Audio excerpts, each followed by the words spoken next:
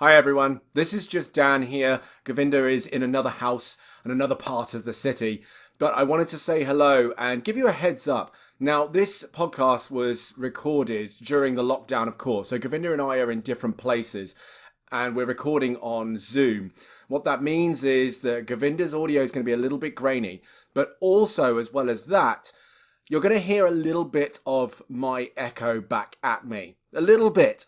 And it's coming from Govinda's laptop. We're getting it sorted out, but we wanted to give you a heads up for episode 1. Of course, we hope you enjoy today's episode. Thanks for listening. You're listening to the G&D show with Govinda and Dan of City of Bristol College. If you've got any comments or questions for us to read out on the show, then email us at thegdshowbristol@gmail.com. Again, that's thegdshowbristol@gmail.com. Let's get on with the show.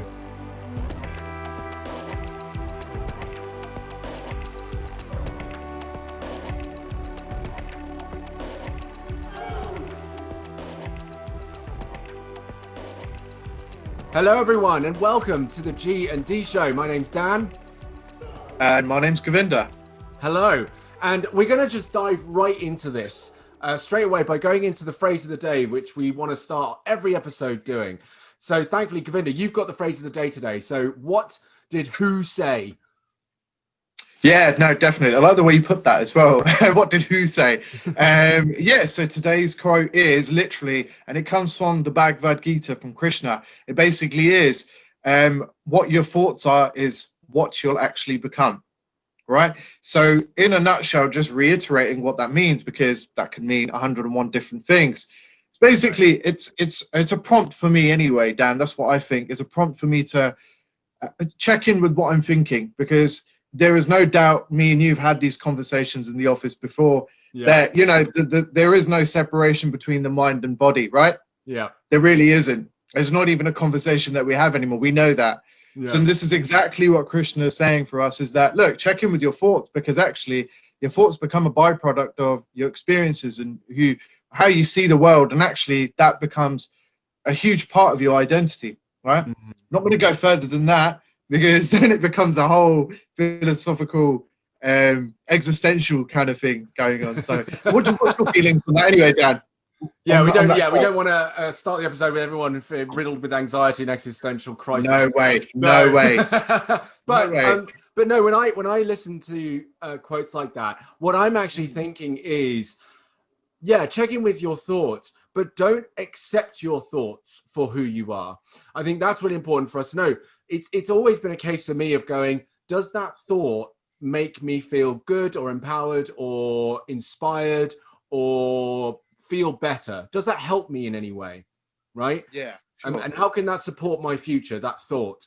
And sometimes it's just a random thought. I think, as you're probably aware, in psychology, there's this thing called intrusive thoughts. And some of you guys listening right now might be like, well, what about that time I was walking down the street and I saw a baby in the pram and suddenly I just randomly thought, I want to kick the baby. Like that's an intrusive thought, right? That's one of those random thoughts that we all have that are really wild and outlandish. Those types of thoughts that seem way out of whack, that make us feel like total weirdos, can actually be kind of negligible. We can ignore those, right? Because it happens to all of us. It's maybe a glitch in the matrix that is our mind. But when we're sat with ourselves and when we're thinking to ourselves about certain things, we really want to be conscious of what we're thinking and whether or not that makes us feel good. And that's how I always take that quote on, because it's for me wanting to go in a positive direction. Absolutely. Yeah, definitely. And don't you think just by virtue of that experience and you doing that anyway in your own process and your own journey, have you not found that actually it makes you less instinctual about being reactionary about certain things people have said, or not that we're not suggesting that you get rid of the emotions, just as in like you have a little bit more time and space to allow yourself to realize that actually it's not a direct threat to what you're saying, or I mean to your own very being, or your experiences. No, absolutely, mate. Absolutely. No, I do hear that. Very much so. So that's the phrase of the day. If you're listening and you've got your own interpretation, something you haven't heard, something that, sits well with you, obviously write to us. Let us know what your thoughts are on that, because we'd love to hear about it. So obviously this is the first episode, and that means that we have no guest because we had no one to invite onto the show. But what I thought would be cool is if we actually interviewed each other. And I wanted to take it from a standpoint of how we experienced our education, how we experienced school and college and so on. So I'm going to kick us off by asking you, Govinda, what was your school spirit experience like? My school spirit? School experience. Sorry, I bumbled. Yeah, sorry. No, it's okay. I'm great you said that, because, you know, that could be a genuine question, school spirit. But yeah, what was your school Yeah, spirit? my school experiences. I love it. I love it. My school experiences. Okay. I mean, where do you want me to start? Do you want me to start at secondary school or college? Well, I mean, I guess because we're at a college, go with college. Stay with college. Yeah. Yeah, let's go with college. Yeah. Yeah. Obviously, our obvious biases aside, yeah, let's go with colleges. Yeah, my experience around college, I thoroughly liked college. I loved it, actually, because I suppose our listeners out there will probably feel like this as well. I just found that I was kind of ready to move to college a long time ago from secondary school. Probably by the age of 14, 15, I was ready to go out there in the big real world. And so the prospect of going to college was just exciting for me. You know, a new environment, a new place. It wouldn't be the same place. Obviously, I wouldn't be going to my old secondary school. So what lay ahead was very exciting. I was relishing the chance to go there. And you know how it is when you have those kind of people who are ready to go and they know what they want. There's just so much life in that, you know. You're moving. It's scary as well because you're moving away from your secondary school.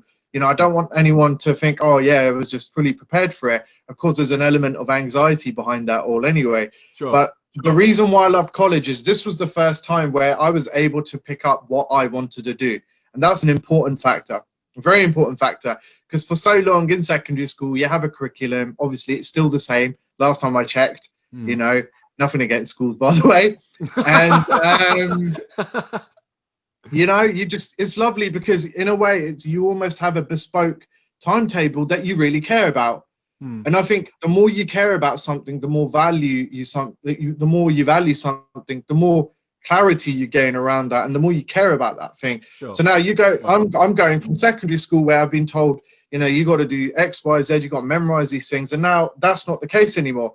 And I was ready for it, and I absolutely loved it. I mean, I did performing arts at the beginning, and that was the first subject I wanted to do. So I got my name down on there, and funnily enough, I remember the prerequisite for this college for performing arts was to do a monologue. Okay. Right. And I was like, geez, these guys are really putting me in the spot. I didn't know that was going to happen, but then I also knew about this college and how renowned they are and how they focus on performing arts. That's their thing. That's their speciality. Sure. So that was a bit nerve-wracking. And I remember, what was it? I think I had like a couple of minutes, and I just sat there, and I think it was an Al Pacino monologue or something that I ended up doing, and it was fine. It worked a treat. It was really good, and I enjoyed it. And then apart from that, just the whole interaction and the independence you get in college was just spot on for me. I absolutely loved it. You know, making new friends, and these were people from different secondary schools, you know, from around the city and the county. So in a nutshell, my experience was really joyful. I mean, going back, I still have great experiences with it and great memories, and I had the privilege of ending up working there as well at some point. So that was brilliant. Nice, okay. So it was fantastic. How about yourself, Dan? Before I answer that, what Al Pacino monologue did you do, and did you do an accent? Because that's what I'm curious about. I did do an accent. It's really bad. I'm not as good as I used to be, but basically it was Carlito's Way. I'd watched Carlito's Way the night before. And that movie for me wasn't the best Al Pacino movie, but the monologue at the beginning, at the end, was just so powerful. In fact, it was like voted as one of the best postmodern speeches or monologues in cinema, in Western cinema. And it was brilliant. Yeah, because you know how Al Pacino speaks. He speaks like he's smoked 50 fags, right? So it was kind of like, I started off and it was like, somebody's pulling me to the ground. You know, it was that kind of thing. It was brilliant. I enjoyed it. So good. Amazing. Yeah. So for me, right, what was college like for me? I It's weird because I could say college was great, but actually that's in conjunction with, and I can't really talk about college without talking about school beforehand. But I won't go into too much detail of school. But I'm just going to say there's a reason that I left school and went into a college. That's kind of my experience of school. So actually going from school into college made college like this platinum laced golden plate of freedom that I didn't have at school. And boy, did I abuse that. Like I didn't show up to a lot of lessons. I failed quite a few classes. I signed up to psychology, but psychology wasn't what I thought it was going to be. And ironically, that would have been really helpful for me now that I do what I do. But hey ho, there you go. I remember sat down at first lesson of psychology being like, yeah, I'm gonna be able to read people's minds. And then they started telling us to read a load of books and write a load of stuff. And I was like, that's not what I signed up for, my guy. Whose mind can I read? So I did one lesson and then copped out, which, is something that I regret from college, but hey ho. I too did drama studies. And I remember I was part of a play that I put on, well, part of a project, obviously. And I think I nearly shanked myself because I was so into it. I got so into it that in the scene where I stabbed myself, I nipped my side a little bit. And yeah, drama was a huge part of it. I actually had some great experiences with the drama club, if you like, at college. Got to go to the Edinburgh Festival. I performed at the Edinburgh Festival, part of a musical called Hair. That was cool. But actually, it was at college where I met one of my favorite teachers. And saying that, I've only got two favorite teachers. Maureen Lenehan, who did English literature. And I never liked Shakespeare. Shakespeare was a subject that I was like, why are we learning dead people's language? Why are we learning a language actually no one spoke? Why are we doing this? Like, I don't get it. It's pointless. But somehow that woman managed to make me fall in love with the English language. And I think it all came about from the fact that she was so passionate about English, about language in general, that she didn't realize that she was teaching us about language by just talking about it. And she went off curriculum so often, but it worked.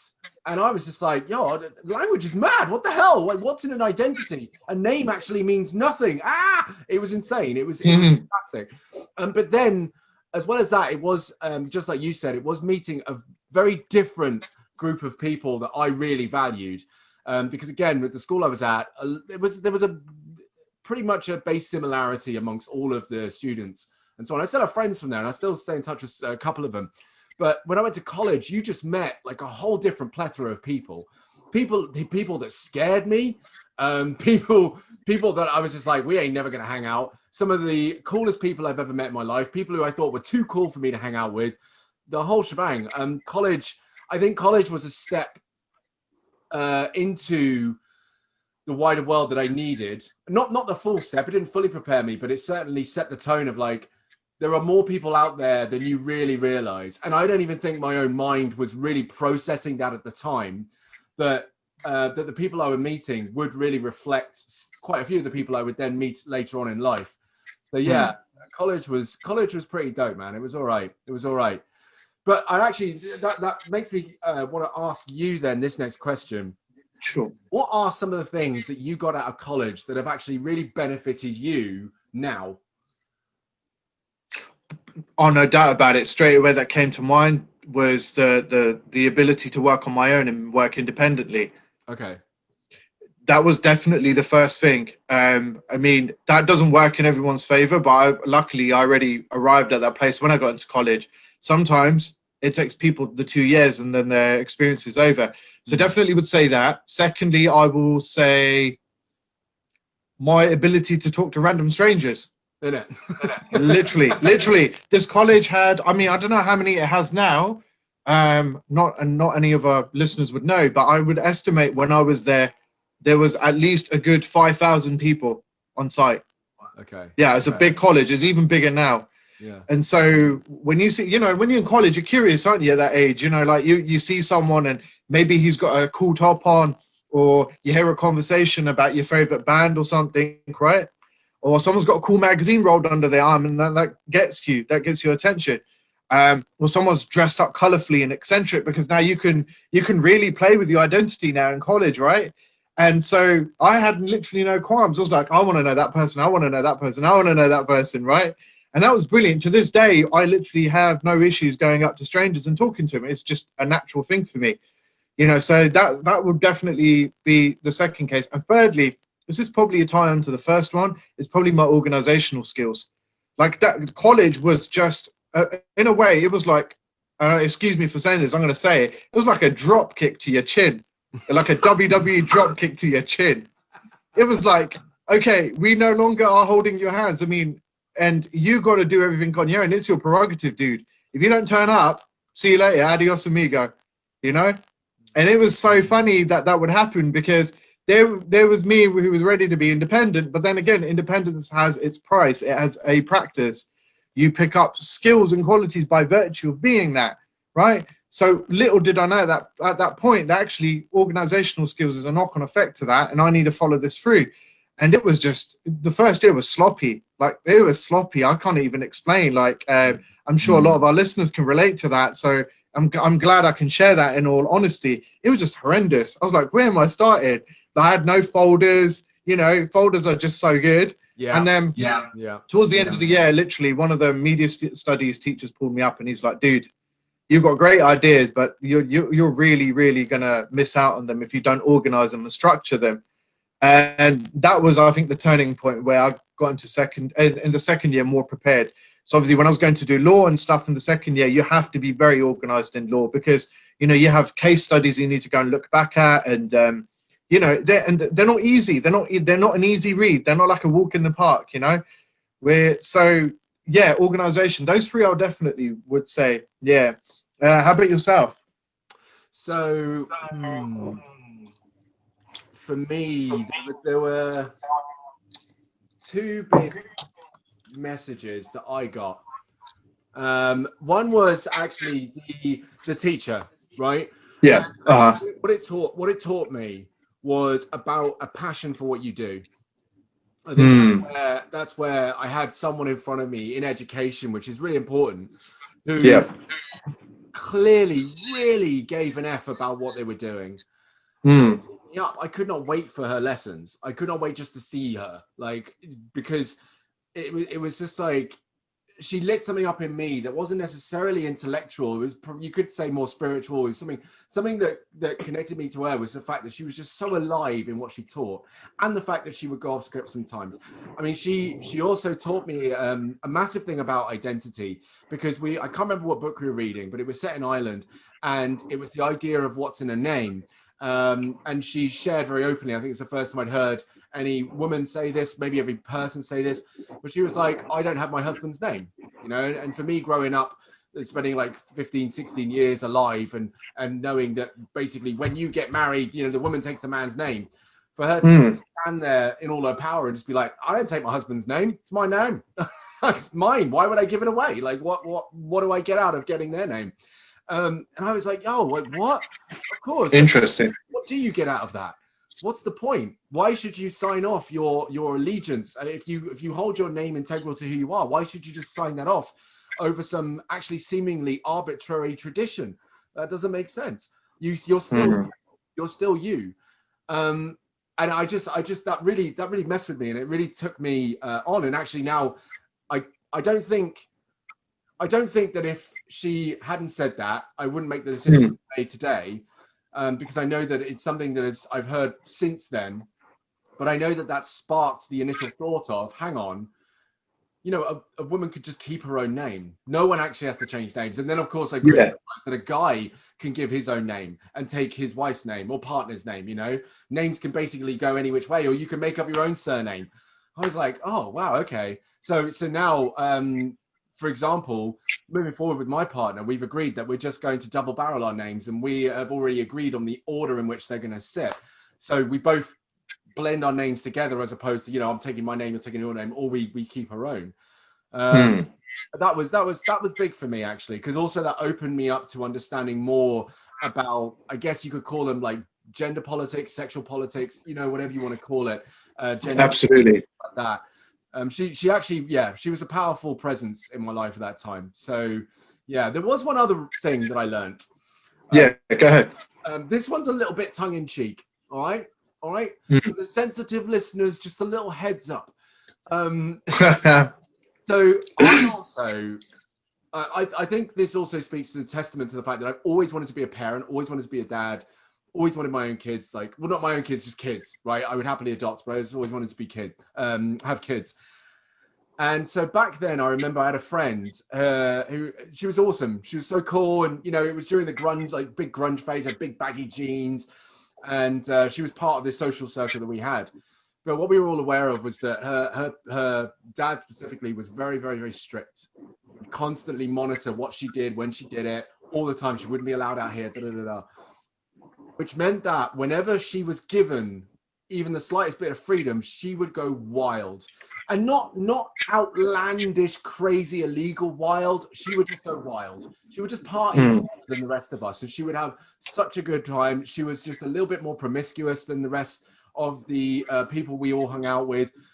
And Sure. You could see that there was a clear connection between the strictness of her dad and the level to which she would basically rebel.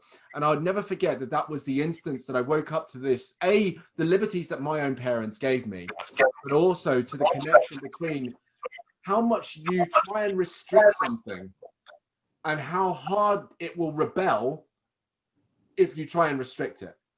If something has an energy to achieve something, and I guess I could speak to the idea of being teenagers and whatever, the harder you put restrictions on something, the harder it'll bounce back. And it could, of course, bounce back out of control. Right? I know that I spoke to her many years after college. She's doing really well for herself. You know, she's not done anything outlandish, she's not become anything outlandish. She's doing really well for herself. But that really spoke to me, and I was like, that makes a lot of sense, because the more you resist something that wants to achieve something, the more that thing is going to push back. And absolutely, and it's going to push back to a point that is beyond even what you thought it was capable of doing. So just let it go, let it it be free. So that was another big lesson I got from college. Yeah, it reminded me of a quote, actually, just listening to what you were saying, paying attention to the words you were using. And there's a beautiful quote by Carl Jung that says that whatever's repressed is waiting to be expressed. There you go.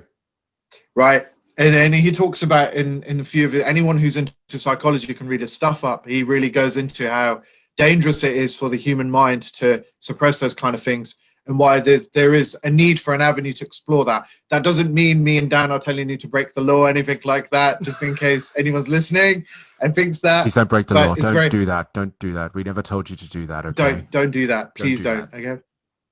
So, yeah, no, it's fantastic you say that, because it's true. There is there's a ton of psychological literature over the last 100 years explaining that, and you know, how that can manifest in really strange ways, and actually can cause a lot of physical, not only mental, but physical issues as well, health issues.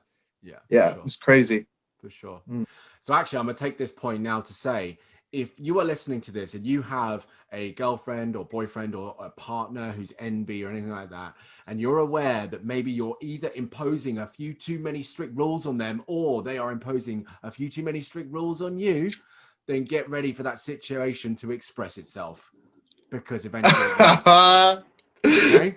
Let it be. Yeah. Let it be. Let it be. Let it be. In a nutshell, well, exactly, yeah. Just say literally. I'm just going to say it straight up. Just don't be a control freak. Yeah, basically, yeah. Don't try and control nobody, man. It never ends out well. Never ends out well. Exactly. Absolutely not.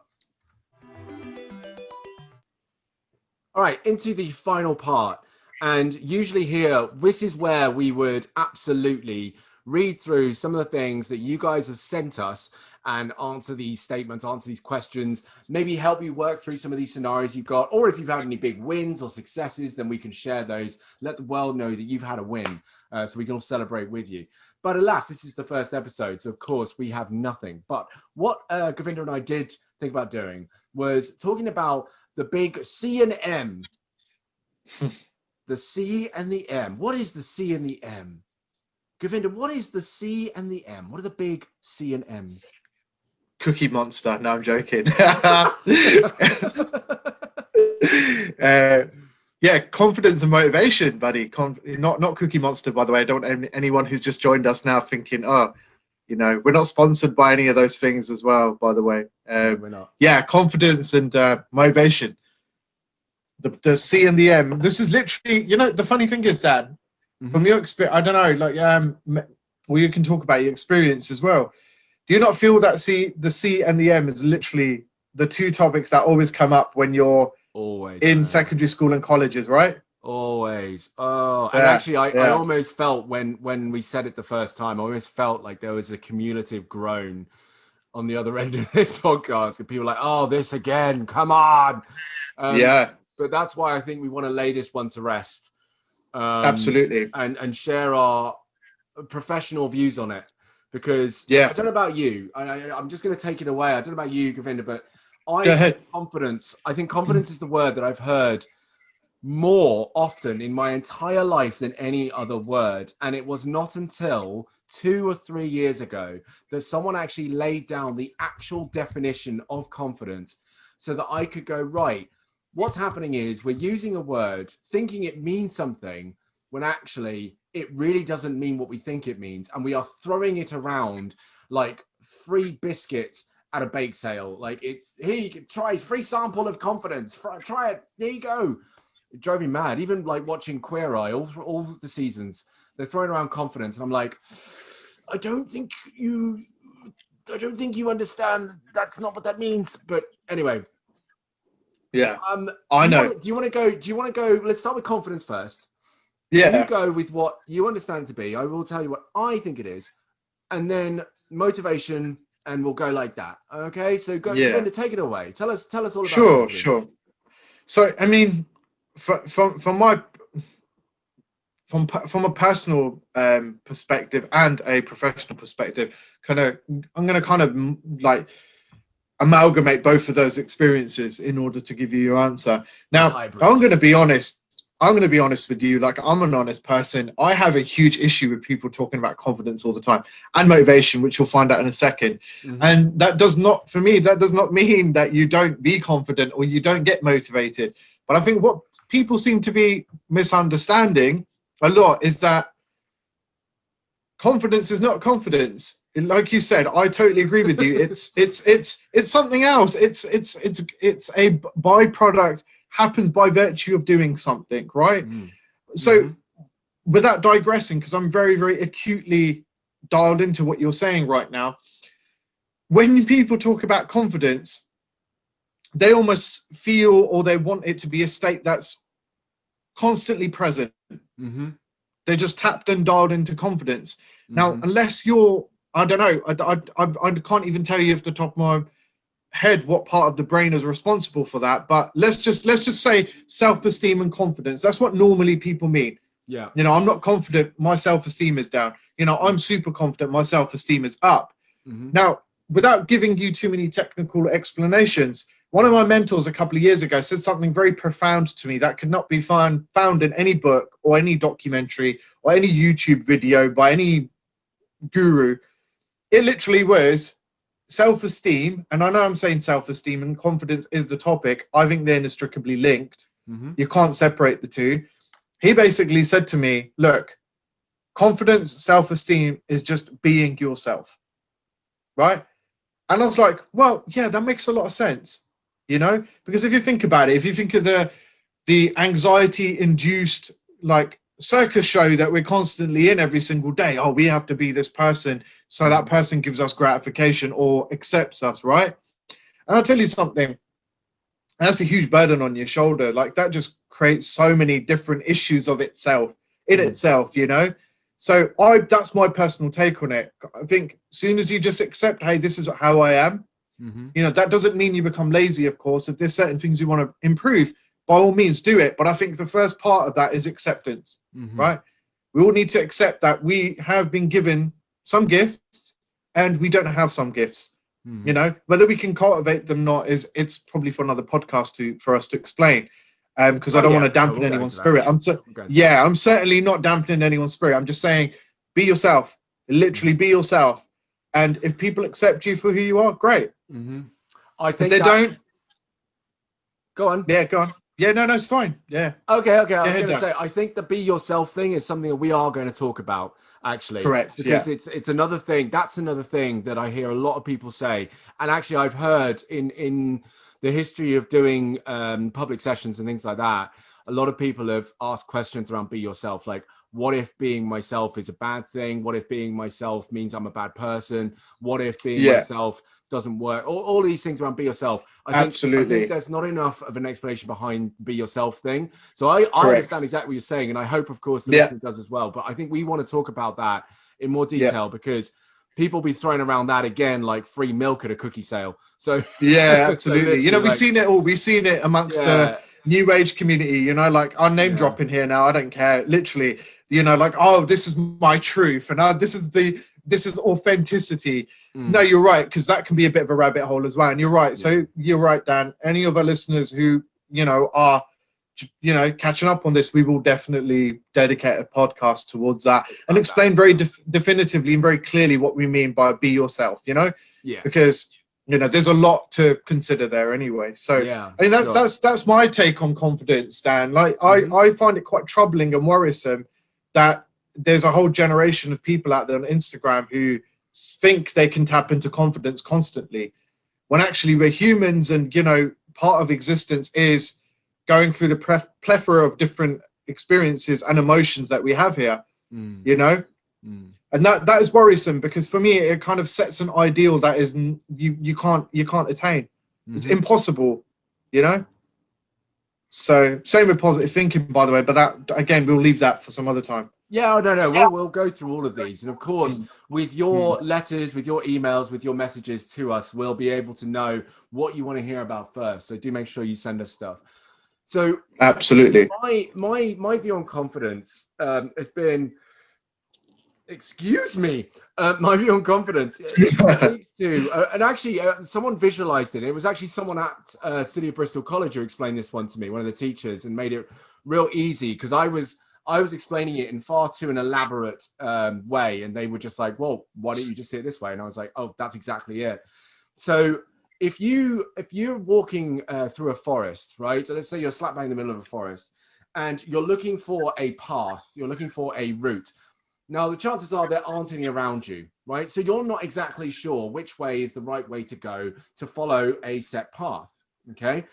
So what you need to do is just start walking. And what you need to do is Yeah. start creating a path. And if you continue to walk back and forth across this path, what you'll find is that you're going to be a lot clearer around where that path leads, what's on that path, and how long it's going to take you to get down that path. Now, confidence is not the thing you need to create the path. Confidence Yeah. is what's happened when the path has been created. Yeah. So, and actually, all you need to do is Google the definition of confidence, because actually, confidence is stooped in faith and trust in something. So it's intrinsically tied not to something you need in order to do something. It is something you get from doing something.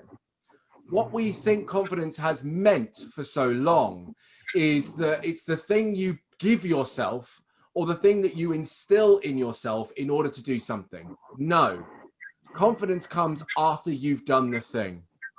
What perhaps is stifling us is actually a lack of motivation, which we'll get onto next. That's probably what's getting in our way. Absolutely. I actually had a conversation, a one-to-one with one of the students yesterday of this recording, and spoke about motivation. The guy thought he wasn't very motivated, but of everything he told me, he was incredibly motivated. But he Yeah. didn't understand what motivation actually was. And therefore, Yeah. he also didn't understand what confidence was and was misplacing all of the things about himself. So, yeah, confidence happens afterwards. What we need is a remapping of the problem we're actually facing. Instead of thinking we need to just we need like a sip of confidence in order to do something. That's not where we're at all. Yeah. Confidence comes Yeah. afterwards. And confidence is then what we instill in ourselves when we've done that thing to continue growing in that thing. Once you've ridden a bike for 10 days, you ride it with more confidence, so you can ride it with even more confidence. But you don't get on a bike with confidence going, I'm going to be able to ride the hell out of this.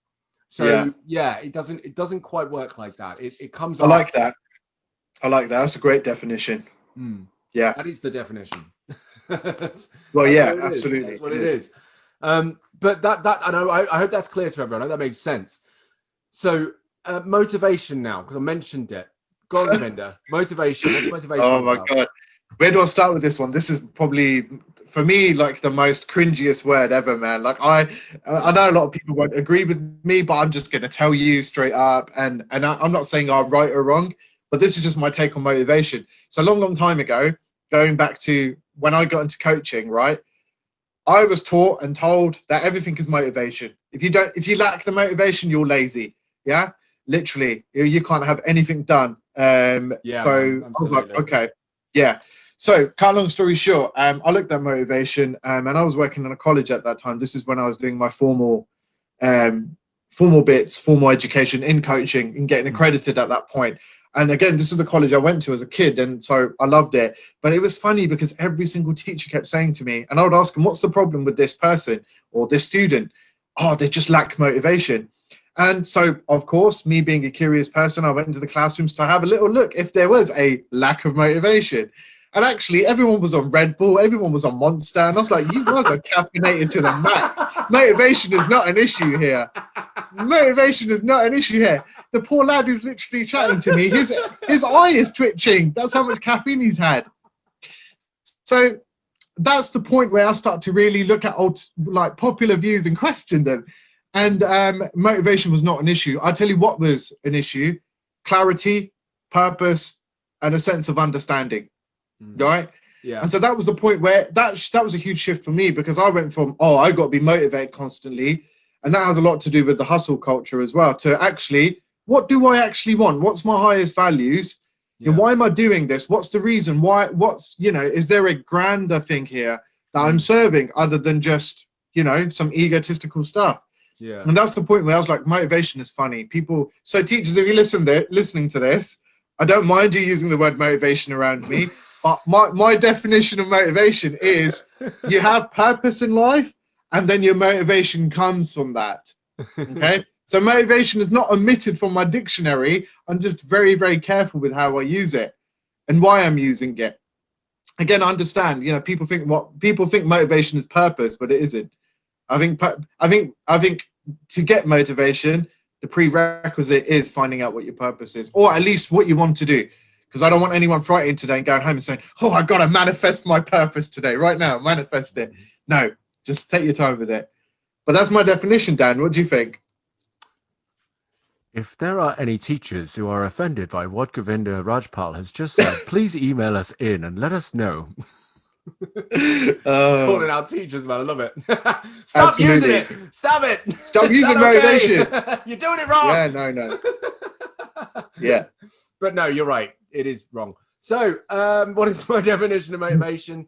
My definition of motivation is all about the reward. I like you, again, I'd heard it loads, and I heard it in school, and even in sports and so on. You lack motivation. And unfortunately, the thing is that I think that's the problem, is saying you need confidence, you lack motivation, instills this idea that these are things that you need beforehand, right? Motivation technically can and actually is produced beforehand, but it's not just given to you. And one thing that this is personal, right? Some of you listening, you may love it. If this works for you, go at it. Go ham on this. Like, do it all the time if it works for you. But I personally, for me, this doesn't work. Motivational videos on YouTube, motivational videos, period. Like, I can't sit and watch a person tell me to climb the highest mountain, fight the grisliest of bears, swim the deepest of oceans, and poke the nose of the fiercest shark. I'm just not like, nah, man. And turn that damn music off. What are you trying to do here? It really grated on me. And I find them really difficult to watch. But I think the reason behind that is because I became aware of what motivation actually was, again, through understanding coaching.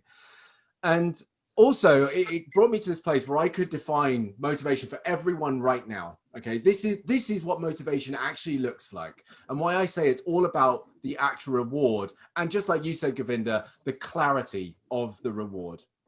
So everyone listening right now, you'll have gone through this experience where one day you are at home hungry. You're just hungry. And you thought to yourself, man, I should eat.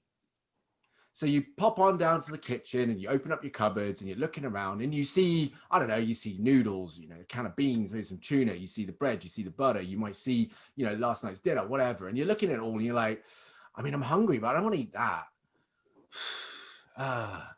Maybe you end up having some toast, or maybe you end up eating nothing at all, right? And you go back to doing what you were doing. Now, you're hungry. Have you achieved your goal? Have you got the thing you were looking for? No, you haven't. Not. No, because you all you are is hungry. You're just responding to a basic primal need, but you're not actually clear on what you want. You just know that you need food, but you don't know what food you want, so you end up eating nothing. Yeah. Now, again, something else I'm sure everyone can relate to. When was the last time you thought about? But actually, I'm asking you, Govinda. When was the last time you thought about a specific food that you really wanted? Couple of days ago. Couple of days ago. What was it? Yeah. It was literally tofu. That sounds really stupid, don't it? But it was. Okay, tofu. Did you get it? Tofu and spinach. That combination kept weighing on my mind. Okay. Did you get it? Yes, I did get it. Yeah. Fantastic. And what effort did it take to get it? Not much effort at all, if I'm honest with you. Nah. Zero. No. No. Right? Because I was clear. I was clear on it. Yeah. Well, that's it. And I know some of you students listening right now, sometimes I know when you think about it, you're like, man, I want a Mackie D's. You go and get yourself a Mackie D's plus. Like you go and get a Mackie D's because that's what you know you want. That is absolutely. That is motivation right there. That's it in action. Yeah. I'm very clear on what I want. I know what the reward is going to be for me. So I am going to go and do that thing.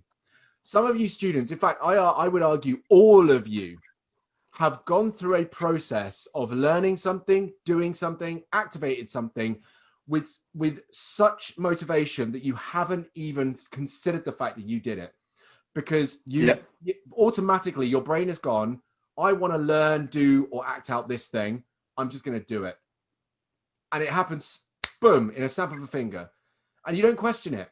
And I think what saddens me is that when we misrepresent what motivation really is, then what we also misrepresent is when people are gifting themselves with a lifelong skill or talent or ability, because they could be partaking in anything. It could be video games, managing a social media account, building your own bike, building your own car, playing around with some form of electronics, makeup, hair, whatever it is. But if it's so ingrained in us and it's so naturally something that we just do because we are motivated to just do it in our spare time, then we ignore the fact that that's motivation in action. We only pay attention to the things that we're not doing because we lack motivation. And then we say, oh, I just lack motivation. No, fam, look at what you've done. Look at all the things you've done without anyone asking you, telling you, look at what you've done. Yeah. So sure. I like you, I really want to be able to make this abundantly clear that motivation is something that we all already have, and it's activated when we do something or achieve something or get something without even thinking about it. What I will be careful in saying, though, is that doesn't mean that you will automatically do all the things without thinking about it. Sometimes you need to process that reward. Like, okay, let me think, what is in this for me? What do I get out of this? Or what can I get out of this? That can help you feel a bit more motivated. So it's not always going to be second nature, but you can say to yourself, well, hang on, I started this social media account. I ran a meme page. I learned how to do my own nails. I learned how to do my own hair. I learned how to do my own makeup. I studied history on YouTube for fun. I studied politics on YouTube for fun. And I did that all in my own time. That means I am a motivated person when something actually grabs my attention. All you got to do is find out what it was about that grabs your attention, and you can replicate that time and time and time and time again. I love that. I love that. I would challenge that everyone's motivated. We're just not paying attention to when we actually are. Yeah. Yeah. Or we're doing a bunch of stuff that's literally not even important to us. Hello. Yeah. Yeah. Absolutely. So that actually rounds up the end of this episode. I hope everyone's enjoyed it. Govinda, have you enjoyed this? Thoroughly, yeah, it was brilliant. A good time. Absolutely A good time brilliant. we had. A good time We had very good time.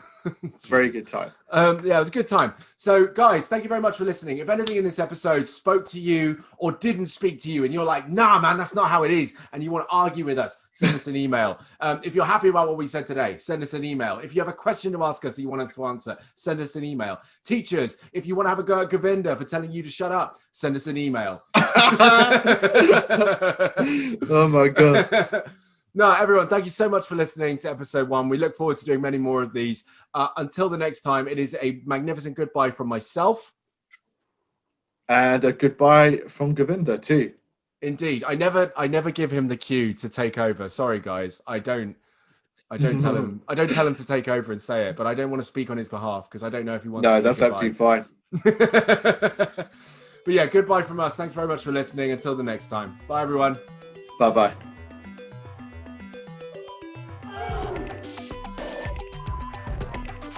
You've been listening to the G&D show. Thank you very much. If you've got any comments or questions, or if you're a student at City Bristol College and you want some one-to-one conversations with myself or Govinda, then please do email us at thegdshowbristol@gmail.com. Thanks for listening, and we'll see you in another episode.